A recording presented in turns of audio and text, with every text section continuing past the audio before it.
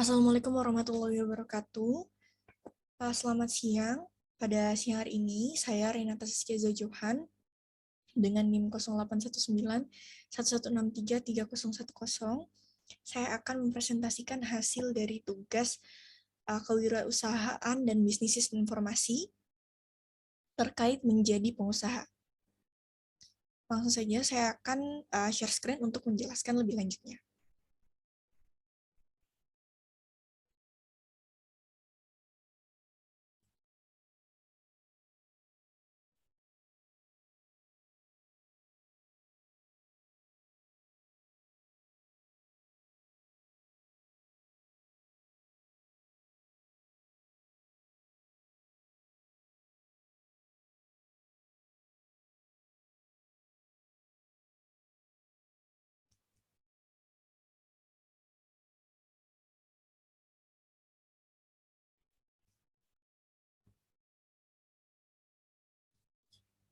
Baik, menjadi pengusaha.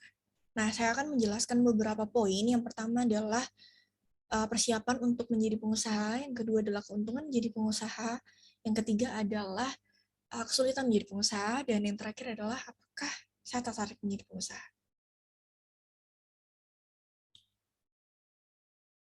Oke, yang pertama, persiapan menjadi pengusaha.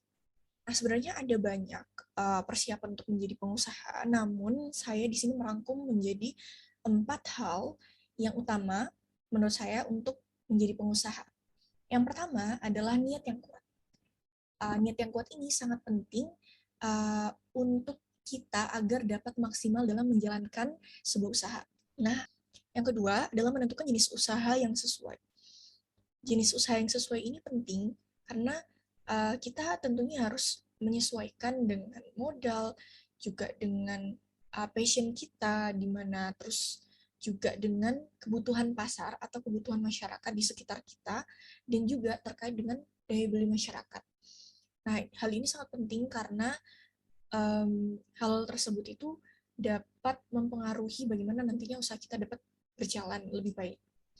Yang ketiga adalah modal. Satu kunci untuk membangun sebuah usaha yang baik, tentunya kita harus memperhitungkan dengan uh, teliti apa saja dan berapa modal yang harus kita keluarkan untuk membuat usaha yang kita inginkan tersebut. Yang keempat adalah mental pengusaha. Nah, poin keempat ini tidak kalah pentingnya karena mental pengusaha ini nantinya akan terus diuji ketika kita menjalankan sebuah usaha. Mental pengusaha ini membantu kita untuk tetap bertahan ketika menghadapi masalah seperti kita usaha kita itu sepi pembeli. Nah, ketika kita memiliki mental pengusaha, maka tentunya kita akan tetap bertahan dan tidak langsung gulung tikar atau tidak langsung menutup usaha kita ketika kita menghadapi masalah-masalah seperti tersebut. Selanjutnya adalah keuntungan menjadi pengusaha. Nah, berikut adalah keuntungan menjadi pengusaha menurut saya. Yang pertama adalah dapat leluasa menggunakan ide. Ketika kita menjalankan sebuah usaha yang milik kita sendiri, kita dengan leluasa mengeluarkan ide-ide kita dan juga menerapkannya seperti itu. Kemudian waktu kerja yang fleksibel. Karena usaha tersebut milik kita, jadi kita fleksibel mau buka kapan saja, mau tutup kapan saja, seperti itu. Kemudian tentunya kita membuka lapangan kerja untuk yang membutuhkan. Nah, selain keuntungan untuk diri kita sendiri, kita juga dapat memberikan manfaat untuk orang-orang di sekitar kita, yaitu seperti membuka lapangan kerja untuk mereka yang membutuhkan. Nah, hal ini tentunya sangat sangat membanggakan, apalagi kalau kita di usia muda dan kita bisa menjadi kita dapat memanage diri kita juga dan usaha kita lebih baik. Dan juga tentunya ada kebanggaan tersendiri bagi kita. Next. Baik, kesulitan utama untuk menjadi pengusaha. Nah, tentunya banyak kesulitan ketika kita ingin menjadi pengusaha, suatu pengusaha. Namun, di sini saya merangkum beberapa hal ketika kita mau menjalankan sebuah usaha atau sudah berada dalam sebuah usaha. Yang pertama adalah tidak percaya diri dan merasa tidak mampu. Ketika kita mau menjalankan sebuah usaha, nah tadi pentingnya motivasi dan niat. Namun, pada kenyataannya banyak sekali yang dia me, ya, tidak jadi menjadi pengusaha seperti itu karena gitu loh. Nah, mungkin di sini kita bisa dapat mencari motivasi lebih lagi supaya kita bisa merasa yakin kepada diri kita sendiri. Nah, yang kedua, ini juga yang sering ditemui, yaitu bingung milih bisnis yang tepat. Nah, seperti yang saya jelaskan sebelumnya, bahwa bisnis yang tepat atau jenis usaha yang tepat itu memang sangat penting ya.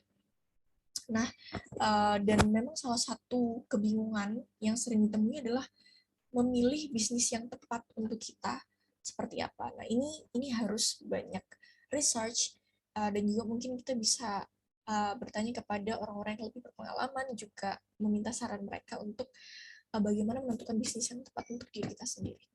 Yang ketiga adalah takut mengalami kegagalan. Nah, ini ada hubungannya dengan mental bisnis yang telah saya jelaskan sebelumnya.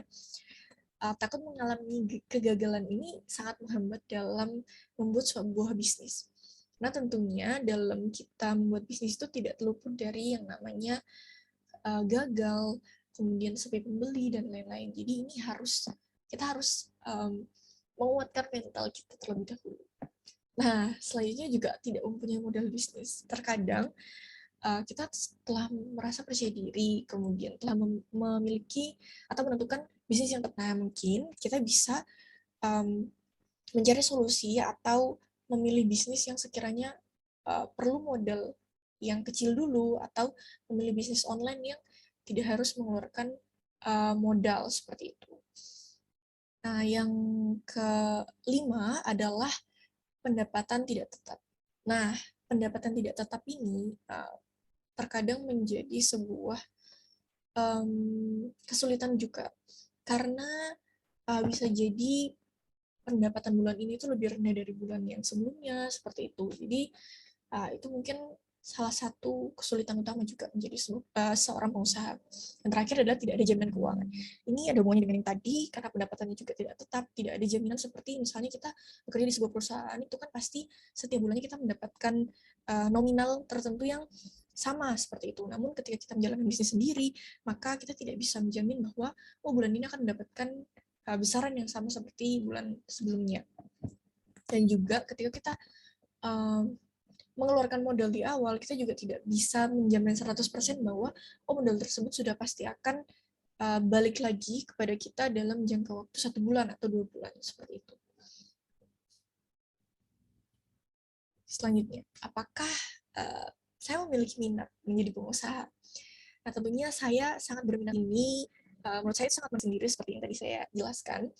Namun mungkin saya harus lebih banyak lagi research terkait dengan bisnis yang tepat untuk saya sendiri.